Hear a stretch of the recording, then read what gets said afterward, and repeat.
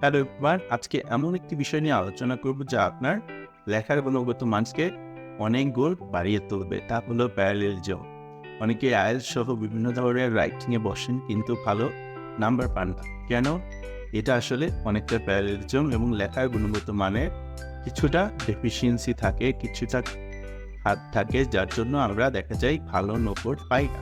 So চলুন আজকে এই সুন্দর প্যারালেলিজমটা শিখি এবং এই ভিডিওতে আমি সমস্ত কিছুভাবে আপনাকে তুলে ধরবো প্যারালেলিজম কি এবং কিভাবে আপনি আপনার লেখাটাকে অনেক গুণ সুন্দর ও মাধুর্যমণ্ডিত করতে পারেন। সো প্যারালেলিজমটা তাহলে কি? প্যারালেলিজম বলতে আমরা বুঝি বাক্যের বিভিন্ন অংশে একই ধরনের কাঠামো বা গঠন ব্যবহার করা। এটি আপনার লেখাকে অনেক বেশি সুন্দর ও ভারসাম্যপূর্ণ করে তোলে। তাহলে আমরা খুব সহজেই বলতে পারি parallelism is equal to balance your writing, বা আপনার রাইটিংয়ের ভারসাম্যপূর্ণ করে তোলা, রাইট? ওকে, প্যারালেলিজম কেন এত গুরুত্বপূর্ণ? ধরুন আপনি একটি বাক্য পড়ছেন, হঠাৎ এর একটি ছন্দ বা লয় চেঞ্জ হয়ে গেল, তখন কি এই বাক্যটা পড়তে ভালো লাগবে? সিমিলার একটা গানের মতো, হ্যাঁ, গানের ছন্দটা একরকম হতে হতে অন্যরকম একটা ছন্দে চলে গেল, তাহলে কিন্তু আপনার গান ভালো লাগবে না। সো প্যারালেলিজমটাও ঠিক এরকম। উদাহরণ হিসেবে আমরা দেখুন স্ক্রিনের এই দুটি বাক্যকে আমরা অ্যানালাইসিস করি। প্রথম বাক্যটি হলো she likes hiking, swimming and to ride A bike. এটার বনাম আমরা বলতে পারি she likes hiking, swimming and riding A bike. So দেখুন এখানে দ্বিতীয় বাক্যটি কেমন মসৃণ মনে হচ্ছে, তাই না? এটাই আসলে প্যারালেলিজমের জাদু। কারণ এখানে she likes hiking, swimming and riding, তার মানে তিনটাই কিন্তু একটা জেরান ফর্মে রয়েছে, রাইট? ওকে, এবার চলুন প্যারালেলিজমের বিভিন্ন ধরন নিয়ে আলোচনা করি। চিন্তা করবেন না এটা যেমন শুনতে জটিল, কিন্তু আসলে তেমন জটিল না, এটা বেশ সহজ এবং সরল।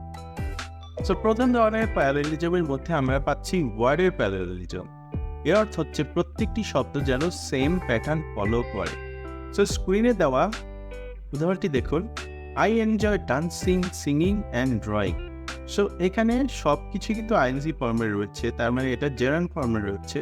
সো এটা একটা সুন্দর প্যারালেলিজম। ওকে, তো চলুন এখন আমরা দ্বিতীয় ধরনের প্যারালেলিজম নিয়ে কথা বলি, সেটা হচ্ছে ফ্রেজাল প্যারালেলিজম। এর অর্থ হচ্ছে বাক্যাংশে একটা সেন্টেন্সের মধ্যে সকল ফ্রেজ যেগুলো থাকবে সেগুলো যেন সেম থাকে, হ্যাঁ? সো এটা কেমন, উদাহরণটা দেখি। সো এটা কেমন, চলুন উদাহরণটা দেখে ক্লিয়ার করে ফেলি। যেমন, the teacher asked us to read quietly, to write neatly and to think critically. So এখানে দেখুন প্রতিটি বাক্যাংশে টু দিয়ে শুরু হয়েছে, তার মানে ইনফিনিটিভ ভার্ব দিয়ে, to read, to write and to think. So এটা একটা বাক্যাংশের আপনার প্যারালেলিজম। দ্যাট মিনস এটা ফ্রেজাল যে বিষয়গুলো বা ফ্রেজের প্যারালেলিজমটাকে মেইনটেইন করছে, হ্যাঁ? এখন চলুন আমরা একটি যৌগিক বাক্যের প্যারালেলিজম নিয়ে কথা বলি। সো স্ক্রিনে দেখুন, she said that she would call her mom, that she would finish her work and that she would go to bed early. So এখানে that she would, এই যে বাক্যটি ভারসাম্যপূর্ণ এবং সহজবোধ্য করে তুলেছে এবং এটা কিন্তু একটা মেইনটেইন করেছে সিমিলার একটা রিদম। সো এটা একটা সুন্দর আপনার উপবাক্য বা একটি যৌগিক বাক্যের অংশটাকে কন্টিনিউটি করেছে, তাই না? ওকে, প্যারালেলিজম শুধুমাত্র একটি ব্যাকরণিকই অংশ নয়, এটি একটি লেখকের এবং প্রভাবশালী যারা বক্তারা রয়েছেন তাদের লেখাকে অনেক বেশি পাওয়ারফুল করে তোলে। সো চলুন একটি বিখ্যাত উদাহরণ দেখি। জুলিয়াস সিজার একটা কথা রয়েছে, I came, I saw, I conquer. এর অর্থটা হচ্ছে আমি এসেছিলাম, আমি দেখেছিলাম এবং জয় করেছিলাম। সো প্রতিটি অংশ দেখুন ভার্বের past form, I came, I saw, I কনকার। So এটি একটি সংক্ষিপ্ত, তীক্ষ্ণ এবং স্মরণীয় একটা উদাহরণ ছিল, হ্যাঁ, যেটা অনেক বেশি পাওয়ারফুল এবং জুলিয়াস সিজারের এই বক্তৃতা কিন্তু এখনো মানুষের মনে মনে এবং সব জায়গায় মানুষ পড়ে, হ্যাঁ? ওকে, আবার চলুন আমরা লেখার মধ্যে অনেকেই যে লেখাগুলো ভুল করে থাকি আইএলটিএস অথবা বিভিন্ন জায়গায়, সেইগুলো আমরা যাতে ভুল না করি সেটা খুব সহজে আমরা কভার করে ফেলি। স্ক্রিনে দেখুন, she likes to play soccers, watching movies and to cook. এখানে ভুল আছে, যেমন এখানে টু প্লে দিচ্ছে, ওয়াচিং দিচ্ছে, আবার টু কুক দিচ্ছে। সো এটা কিন্তু তিন রকম হলো, কোনো রকমের প্যারালিজম মেনটেন করলো না। যেটা আমাদের হতে হবে, he likes playing soccer, watching movies and cooking. So এখন এটি প্যারালাল এবং সুন্দরভাবে পড়া যায়, রাইট? ওকে, আমরা জানি যে প্র্যাকটিস মেক্স পারফেক্ট। সো আপনারা অবশ্যই আমার এই ভিডিওতে প্র্যাকটিস করতে পারবেন। আমি এর জন্য বেশ কিছু উদাহরণ আপনাদের দিচ্ছি, আপনারা জাস্ট কমেন্ট করে আমাদের এগুলো জানান, আমি শেষে সবগুলোর আনসার দিয়ে দেব। প্রথমে আমি লিখছি, সেটা হচ্ছে she likes to run, swimming and to bike. এটাতে কী ধরনের আপনার ভুল রয়েছে সেটি আপনি কারেক্ট করুন। আবার এখানে আপনি একটা ইনকমপ্লিট সেন্টেন্স আমি দিলাম, এই গ্যাপটা পূরণ করবেন। I enjoy reading books, watching movies and gap, এটা আপনারা পূরণ করবেন। সো এখানে আপনারা নাম্বার 3 এক্সারসাইজে আইডেন্টিফাই দ্য প্যারালিজম এরর। এখানে আপনি দেখুন কোনটাতে সমস্যাটা রয়েছে। হি ওয়াজ টু ইট আর he wanted to eat dinner quickly, to wash the dishes and going to bed early. So এখানে আপনার এররটা কি খুঁজে বের করুন। এখন আরও একটা দেই, সেটা হচ্ছে রিরাইট দ্য প্যারালিজম। অরিজিনালটা যেটা হচ্ছে she is smart, hardworking and has a great sense of humor. So এটাকে আপনি কীভাবে রিরাইট করবেন সেটা আপনি এখানে আমাদের লিখুন।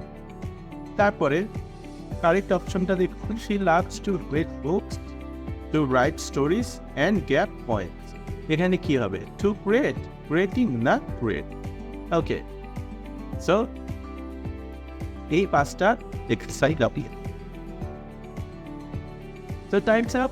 এখন আমি আপনাদেরকে আনসারগুলো দিয়ে বুঝিয়ে দিচ্ছি বিষয়গুলো। চলুন দেখুন প্রথম সেন্টেন্সটিতে ছিল she likes to run, swimming and to bike. So এটাতে কি হবে? she likes running, swimming and biking. সবগুলোই জেরান ফর্মে হবে, হ্যাঁ? তারপর কমপ্লিট দ্য সেন্টেন্স। এখানে কি ছিল? I enjoy reading books, watching movies and হবে অ্যান্ড প্লেয়িং ভিডিও গেমস। ওকে, তারপরটা কি ছিল? যে আইডেন্টিফাই দ্য প্যারালিজম এরর। এখানে আমাদের এররটা দেখেন কি ছিল? He wanted to it dinner quickly, two wash the dishes and going to bed early.